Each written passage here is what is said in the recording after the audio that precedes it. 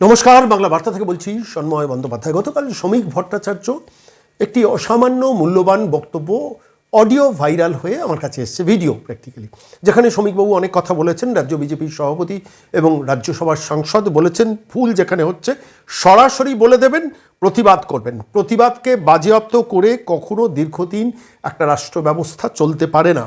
আমরা 207 আছে মনে করে যেন ময়দানে না নামি, তাতে কিন্তু বিপদ বাড়বে। বলেছেন অনাকাঙ্ক্ষিতভাবে যে ডিম থেরাপি শুরু হয়েছে সেই ডিমের অভিমুখ কিন্তু ঘুরে যাবে, এবং বলেছেন একদলীয় আধিপত্যবাদের পতন হয়, সমাজ বলছে, রাষ্ট্র বলছে, রাষ্ট্রবিজ্ঞান বলছে। আমার এই কথাগুলো শ্রমিক ভট্টাচার্য শোনার পর আমার হাতে একটি ভাইরাল হওয়া অডিও এলো, যেখানে দেখা যাচ্ছে, শোনা যাচ্ছে যে একটি রাজনৈতিক দল, শাসক রাজনৈতিক দল, তার লোকজন ঠিক করে দিচ্ছেন 7টা ঠেককে চালাবেন। বিশ্বাস হচ্ছে না তো?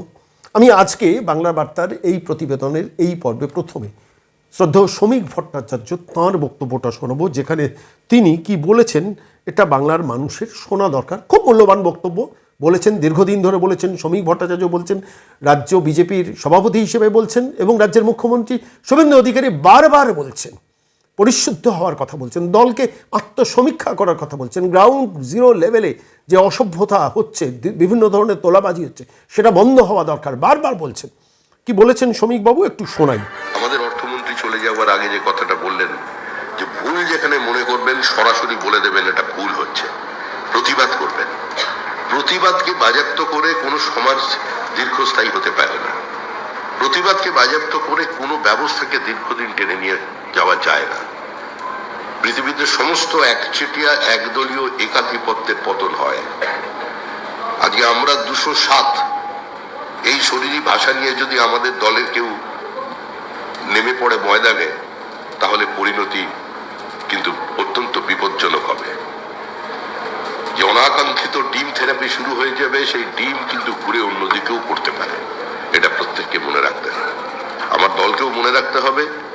আর যারা নতুন নতুন আমাদের দলে এসে গেছেন, হঠাৎ তাদের মধ্যে একটা নতুন কিছু করার, নতুন কিছু পাওয়ার চিন্তা ভাবনা এসে গেছেন, সেই সনাতনীরাও একটু সাবধান হবেন, কারণ ডিমের অভিমুখ বদলাতে বেশিক্ষণ সময় লাগবে না।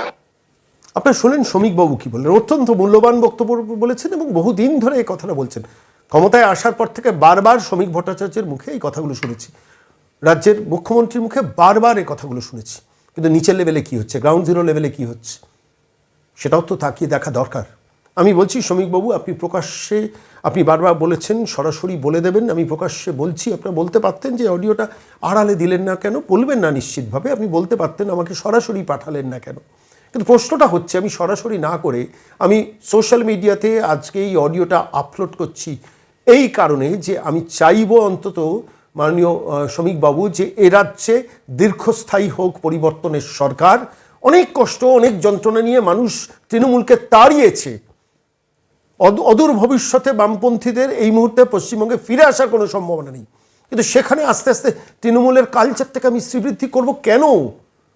কেন এদের শাস্তি হবে না? যাদের সম্বন্ধে শোনা যাচ্ছে 15 দিনের সাসপেনশন, 1 মাসের সাসপেনশন, তারপরে আবার সেটা উইথড্র করে নেওয়া, যে না এরা সাংগঠনিকভাবে যথেষ্ট শক্তিশালী, এদের বাবা কাজে লাগাতে হবে। মানুষের কাছে কোন মেসেজটা যাবে? আমি বলছি যে অডিওটা আপনাদের কাছে শোনাচ্ছি, অত্যন্ত দুর্ভাগ্যের অডিও, যে অডিও শুনলে বুঝবেন যে 7টা ঠিক করে দিচ্ছেন দলীয় নেতারা, এবং একজন ভদ্রমহিলা বলবো না, একজন মহিলা, তিনি 35 বছর ধরে এই 7টার ঠেকটা চালিয়েছেন। তার মানে 15 বছর তৃণমূল আমলেও 7টার ঠেক চালিয়েছেন, তার আগে 20 বছর বাম আমলেও 7টার ঠেক চালিয়েছেন। অর্থাৎ 35 বছর ধরে চালানো 7টার ঠেক, সেটাকে তুলিয়ে দিয়ে রিপ্লেস করে আমার দলের লোকেরা সেখানে, বা আমি যাদের ঠিক করে দেবো তারা 7টার ঠেকটা চালাবে। ভাবতে পারেন কোন দিকে চলেছে আজকে সমাজ। এবং বিশেষ করে আমি বলছি, আমি যে অঞ্চলে থাকি, পানিহাটি অঞ্চল, যে অঞ্চলে থাকি সেটা উত্তর 24 পরগনা জেলা, কলকাতা নর্থ সুবারবান ডিস্ট্রিক্ট, যেখানে একাধিক বিধানসভা ক্ষেত্র আছে, একাধিক বিধায়ক যথেষ্ট ভালো কাজ করছেন, সেই অঞ্চলে এই ঘটনা ঘটাচ্ছেন রাজনৈতিক নেতারা। আমি শুধু শ্রমিকবাবুর কাছে বলবো, এই অডিওটা শোনার পর আপনি চাইলে, আপনি যা যা তথ্য চাইবেন, আমি যা যা পেয়েছি আমি সমস্ত আপনাদের কাছে দেবো। এই অডিওর বাইরে আপনি একটা ইনভেস্টিগেশন করুন, একটা সেপারেট, একটা ইন্ডিপেন্ডেন্ট ইনভেস্টিগেশন করুন। দল বড় হয়েছে, দলের সেই স্ট্রাকচার আছে ইনভেস্টিগেট করার, প্রশাসনকে দিয়ে একটা ইনভেস্টিগেট করিয়ে দেখুন যে অডিওটা ভাইরাল হয়েছে সে অডিওটা সত্য কিনা, যদি অডিও সত্যতা প্রমাণ হয় শ্রমিকবাবু এটা কথা দিন অন্তত যারা চিহ্নিত হবেন, যেসব পদাধিকারী যারা করেছেন পদাধিকারী, এই পদাধিকারীদের প্রকাশ্যে তাদের ছবি ছাপিয়ে তাদের সাসপেন্ড করবেন আজীবনের জন্য, এই দৃষ্টান্ত কি রাখবেন? প্রশ্নটা থাকলেও আমি শ্রমিক ভট্টাচার্য আপনাকে শ্রদ্ধা জানিয়ে বলছি, আপনি প্রকাশ্যে বলার মতো সাহস এবং শক্তি দিয়েছেন বলে, আপনি দলের সভাপতি, আপনি যারা গ্রাউন্ড জিরো লেভেলে অন্তত এই কেএনএসডি জেলাটিতে মারাত্মকভাবে এই কাণ্ড করছে, আমি একাধিক প্রমাণ আপনার কাছে দিতে পারি, একাধিক প্রমাণ। আপনি বলুন, আমি 7টা পরপর সিরিজ করে দেবো, 7টা সিরিজ করে দেবো। কি ভয়ানক পরিমাণে গ্রাউন্ড লেভেলে টাকা তোলা হচ্ছে। শ্মশানঘাটে একজন চায়ের দোকান চালাবেন, তার কাছ থেকে টাকা ডিমান্ড করা হচ্ছে। ভাবতে পারেন?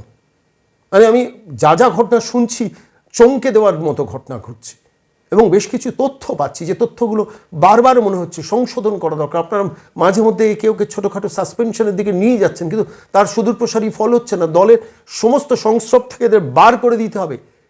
এত পরিশ্রম করে এত লড়াইয়ের পর একটা রাজনৈতিক পরিবর্তন এসছে, সেই পরিবর্তনকে কেন চিরস্থায়ী পরিবর্তন করা যাবে না? শ্রমিকবাবু, বুকে হাত চেপে জিজ্ঞেস করছি আপনার কাছে, কেন আপনি শ্রদ্ধেয় মানুষ, আপনার কথা শুনলে ভালো লাগে, আপনার কথা শুনলে মানুষের ভরসা হয়, বিশ্বাস হয়। আপনি বারবার দলকে আত্মসমীক্ষা করে পরিশুদ্ধ করার কথা বলছেন, কিন্তু কী চলছে নিচের লেভেলে?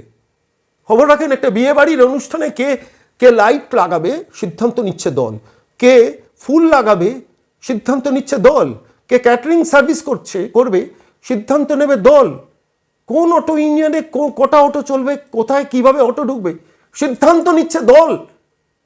এই এন্টার জেলাতেই হচ্ছে, কেএনএসডি জেলাটাতে আপনি কিছু বলবেন না কেন? চুপ করে থাকবেন? শ্রমিকবাবু, আপনার উপর বিশ্বাস আছে, ভরসা আছে। রাজ্যের মুখ্যমন্ত্রী শুভেন্দু অধিকারী প্রাণপাত পরিশ্রম করছেন, 24 ঘন্টার মধ্যে 16 ঘন্টা, 18 ঘন্টা, 20 ঘন্টা যে মানুষটা দিবারাত্র পরিশ্রম করছেন। আপনারা দল থেকে একাধিক নেতা সকাল দুপুর বিকেল প্রাণপাত পরিশ্রম করছেন, তারপর এই অডিও শুনতে হচ্ছে। ভাইরাল হওয়া সেই অডিওটা আমি আজকে আপনাদের কাছে এই প্রতিবেদনে এই পর্বে শোনাবো। আপনারা শুনুন। 35 বছর ধরে মহিলা 7টার ঠেক চালাতেন, 20 বছরে বাম আমলে, 15 বছরে তৃণমূল আমলে। এখন দল ঠিক করবে কে 7টা চালাবে। 7টা চলবে কেন? কেন 7টা চলবে? এন্টার 7টা ব্যবস্থা বন্ধ হবে না কেন? সেখানে দল গিয়ে বলবে না কেন যে কোনো 7টা কিছুতেই চলবে না? কে 7টা চালাবে সেই সিদ্ধান্ত নিতে হচ্ছে। অর্থনৈতিক স্বার্থ পেছনে জড়িত নয়। আমি বলছি, অডিওটা মনোযোগ দিয়ে আপনারা প্রত্যেকে শুনুন। আমাদের অর্থমন্ত্রী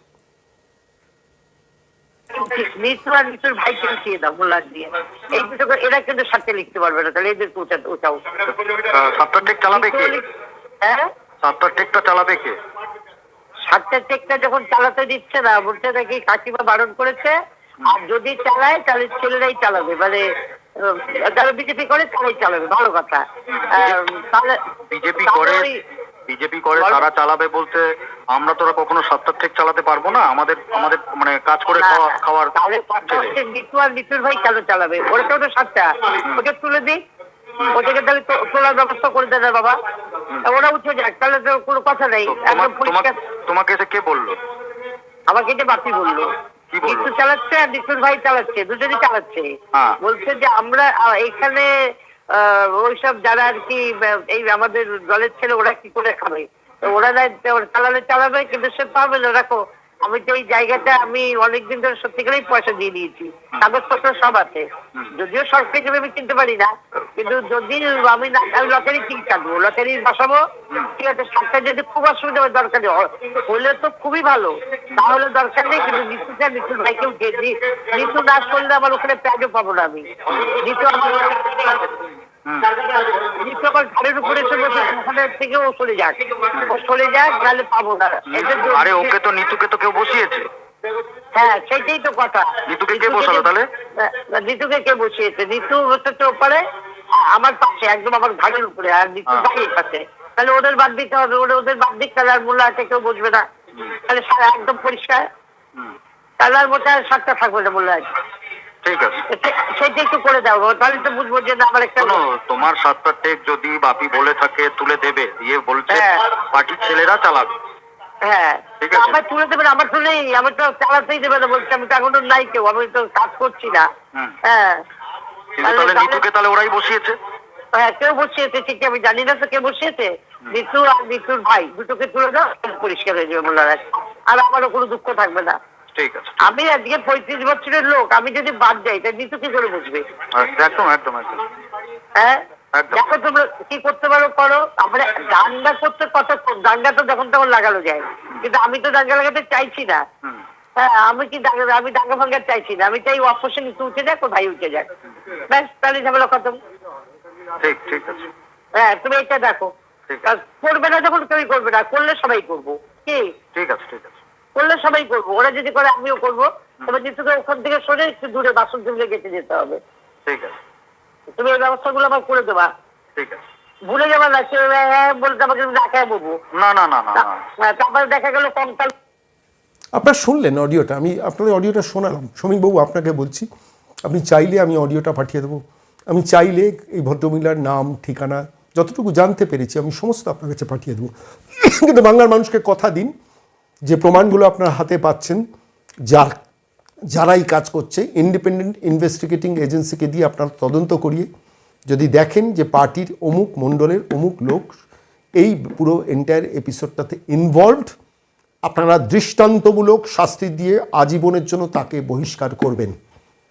আর দয়া করে এই কেএনএসডি জেলাটাকে একটু দেখুন, এই কারবার চলছে। অজস্র প্রমাণ, অজস্র উদাহরণ আপনার কাছে পেশ করতে পারি। শ্রমিকবাবু, রাগ করবেন না, আপনার উপর বিশ্বাস আছে, আপনার উপর ভরসা আছে, আপনার উপর আস্থা আছে। আপনি দল চালাচ্ছেন, একজন দলের সর্বোচ্চ রাজ্যের পদাধিকারী যিনি রয়েছেন তার উপর আস্থা রেখেই বলছি, আপনি যদি ব্যবস্থা নেন প্রকাশ্যে জানান, আপনার বক্তব্যটাও সম্প্রচার করব এবং অবশ্যই আপনি বলবেন আপনারা যে ব্যবস্থা নিয়েছেন, যার বিরুদ্ধে ব্যবস্থা নিয়েছেন, এবং তদন্তে যদি প্রমাণিত হয় যে অডিও শুনলেন সেটা ঠিক, দল ঠিক করছে, সারটা ঠিক কে চালাবে, তাহলে সেটাও জানাবেন, আমি সম্প্রচার করব, আমাদের কোনো অসুবিধে নেই। কিন্তু দলকে পরিশুদ্ধ করুন, তৃণমূলের কালচার থেকে বাংলায় ফিরে আসতে দেবেন না। তৃণমূল দলটা বড্ড ক্ষতি করে দিয়ে গেছে এই রাজ্যের। অনুগ্রহ করে শ্রমিকবাবু, হাত জোর করে বলছি, দলটাকে যে পরিবর্তনের পর যে দলটা যেভাবে কাজ করছে সেই কাজটাকে মানুষের কাছে প্রতিষ্ঠিত হতে দিন। গ্রাসরুট লেভেলে পার্টি স্ট্রাকচারের মধ্যে যারা এই নোংরামি, যে এই কারবার, এই টাকা তোলাবাজি, সারটা ঠিক করা, অটো ইউনিয়নের মধ্যে দখলদারি করা, সেখানে অটো ঢোকানো, কি কারবার করছে এন্টায়ার জেলা জুড়ে, একটু চোখ দিয়ে দেখুন, কান দিয়ে শুনুন, আর ব্যবস্থা নিন। আর ব্যবস্থা নিলে আমাদের কাছে অনুগ্রহ করে জানাবেন। বাংলা বার্তা প্রথম সম্প্রচার করবে আপনার বক্তব্য।